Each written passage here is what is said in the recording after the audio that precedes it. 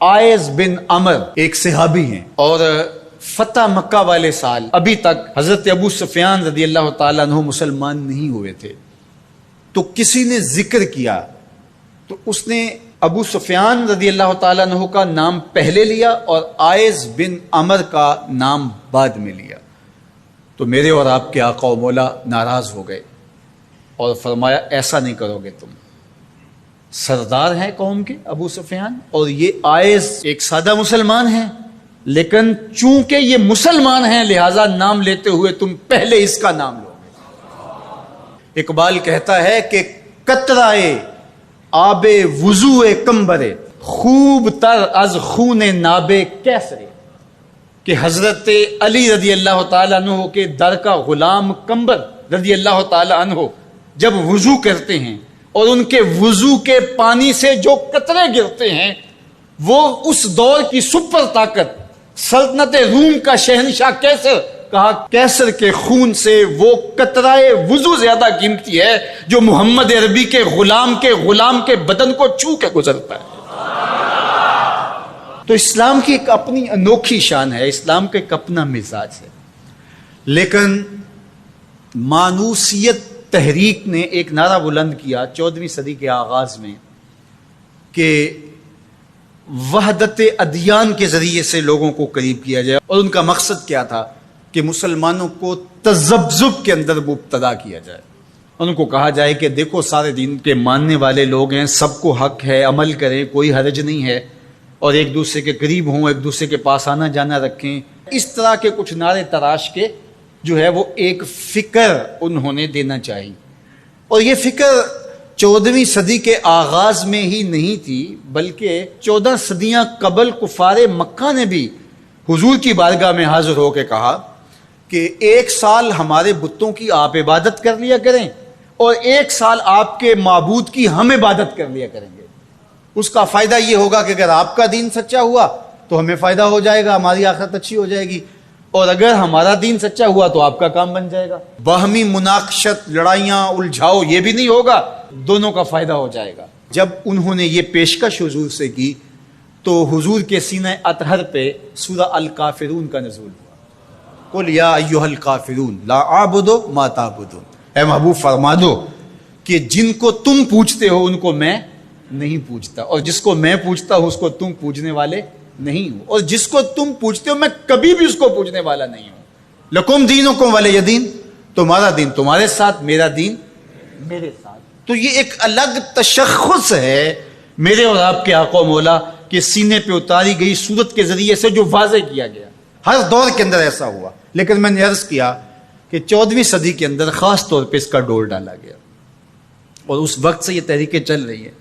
اور بڑے بڑے نام ہیں، ان میں سے کچھ نام آپ بھی جانتے ہیں جو نادیدہ یا دیدہ طور پہ اس فلسفے کے زیر اثر آئے اور انہوں نے یہ تبلیغ شروع کر دی جو اسلام کی بنیادی فکر کے منافی ہے. گزشتہ دنوں پاکستان کی قومی اسمبلی کے اندر ایک مندر کی تعمیر کے حوالے سے جب بات چلی تو ایک صاحب نے کہا کہ کسی دین پر کوئی برتری حاصل نہیں ہے، کہ میں مغرب میں ایک گرجا گھر میں نماز پڑھی ہے اور انہوں نے مجھے اجازت دی ہے. وہ تو چرچ فروخت کر دیتے ہیں، تو آپ مسجد فروخت کر دیں گے؟ وہ اپنا دین ترک کر چکے ہیں، وہ تو ان کی خواہشات کا مجموعہ ہے، تحریف راہ پا چکی ہے، اور انہوں نے ان خواہشات کے نتیجے میں جو مل بیٹھ کے فیصلہ کر لے اس میں وہ اپنی عبادت گاہ کو بیچ دیتے ہیں.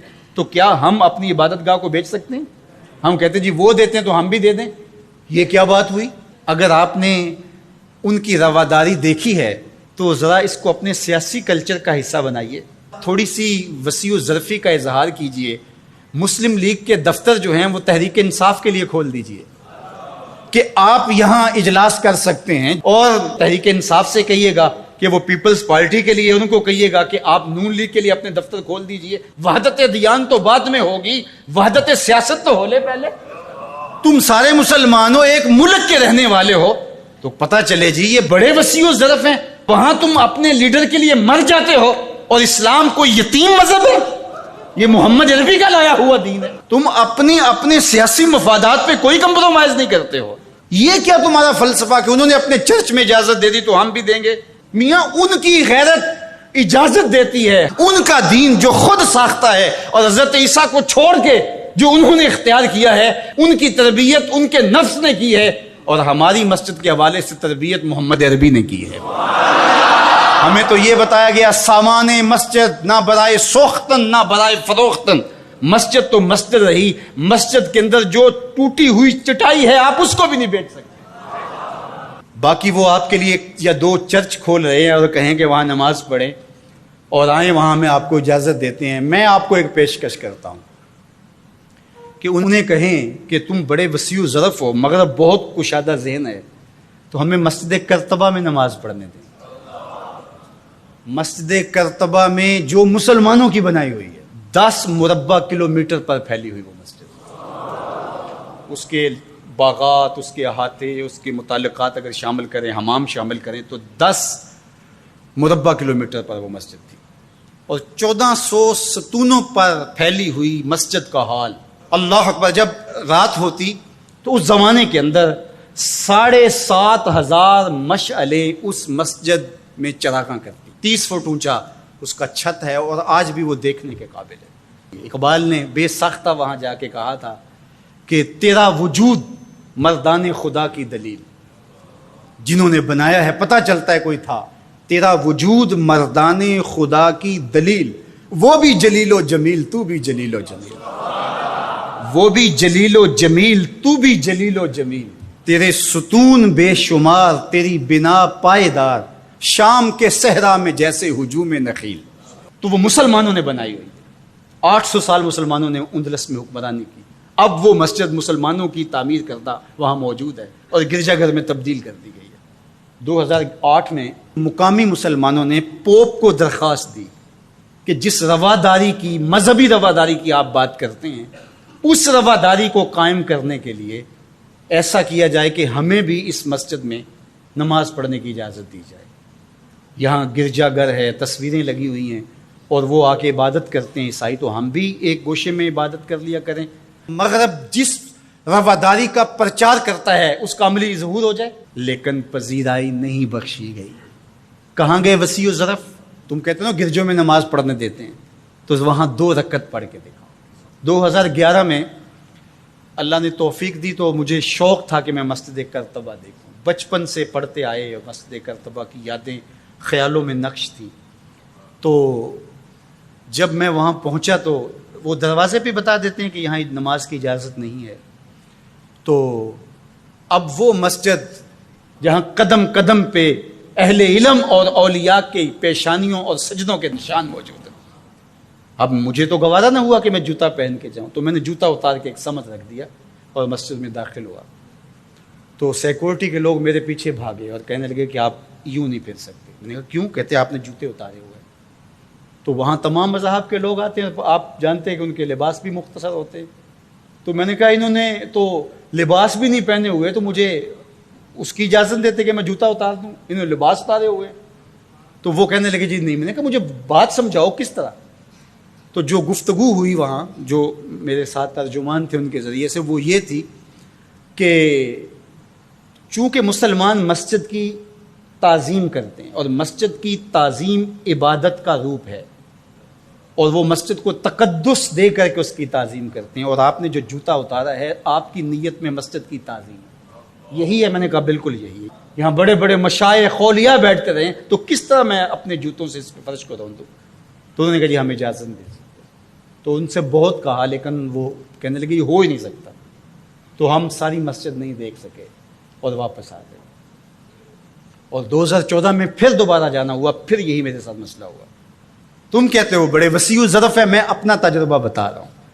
تم کہتے ہو چرچ میں نماز پڑھنے دیتے ہیں اور وہ جوتے اتار کے نہیں جانے دیتے۔ او میاں، وہ تمہارے لیے ایک کھلونا رکھا ہے، تمہیں بہلانے کے لیے، تمہیں ورغلانے کے لیے وہ رکھا ہوا ہے۔ انہیں پتہ ہے اس سے بہل جائیں گے، اور وہ بھی شور جا کے کریں گے کہ ہماری مسجدوں میں بھی ایسا ہونا چاہیے، ہم بھی وسیع و ظرف ہوں۔ وہ تمہیں دھوکہ اور فراڈ دینے کے لیے کیا ہے۔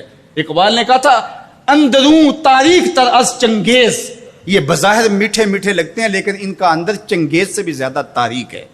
تو جو گرجے فروخت کر دیتے ہیں، آج آیا صوفیہ کہ ان کو کیوں تکلیف ہو گئی؟ اور وہ سلطان محمد الفاتح نے خریدی ہوئی ہے، اور آج آیا صوفیہ سجدوں سے آباد ہو رہی ہے۔ آج وہ مسجد اذانوں سے پرنور ہو رہی ہے اور ماحول کے اندر وہ عجیب خوشیاں پھیل رہی ہے۔ تو تکلیف اسلام سے ہے، وہ چاہتے ہیں کہ یہ تذبذب میں مبتلا ڈھیلے ڈھیلے مسلمان رہیں، خیر سے رہیں، ان سے کیا ہماری پریشانی ہے؟ مجھ کو پریشانی ہے تو اس امت سے ہے، اشک سحرگاہی سے جو ظالم کرتے ہیں وضو۔ تو آج آیا صوفیہ تکلیف کا سبب اس لیے بن گیا کہ یہ جو تحریک بپا کی گئی تھی وحدت ادیان کی، اور ترکی بھی ایک زمانے میں اس کا مرکز رہا، اور آج یہ ہے کہ وہاں آیا صوفیہ مسجد کی صورت میں بدل رہی ہے۔ لیکن مغرب خوش ہے کہ پاکستان میں مندر بن رہے ہیں، عربستان میں مندر بن رہے ہیں، اور اسرائیل کے ساتھ ہم عربوں کے تعلق کو مضبوط کر رہے ہیں۔ لیکن یہ تمہارا ادھورا سا خواب ہے جو کبھی پورا نہیں ہوگا، یہ وقتی ہوگا۔ انشاءاللہ وہ وقت دوبارہ آنے والا ہے کہ پوری کائنات پہ جھنڈا میرے حضور کا ہی ہوگا۔ ملیں گے سینہ چاکانے چمن سے سینہ چاک، بزم گل کی ہم نفس باد صبا ہو جائے گی، شبنم افشانی پیدا کرے گی میری سوز و ساز، اس چمن کی ہر کلی درداش نہ ہو جائے گی، آسمان سحر کے نور سے ہوگا آئینہ پوش، ظلمت رات کی سیما